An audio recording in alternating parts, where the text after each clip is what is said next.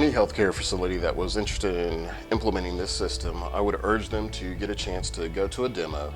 It's going to change your mindset of security. See it, get a chance to actually walk around, look at how well it works. We've had way too many active shooters in hospitals and in schools, and our patients absolutely feel safer coming in when they see that system in place.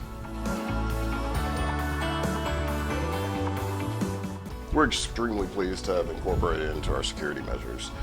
It's going to let us screen many more people, ensure that our patients, visitors, and staff are going to be safe every day when they come to work.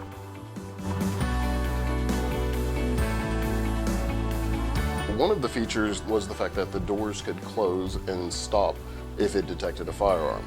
But it was unexpected for our staff. When they actually got a chance to experience that, that's what really made them happy. They felt really secure with that. They knew that if somebody was coming in with a firearm, they'd be stopped when that door closed.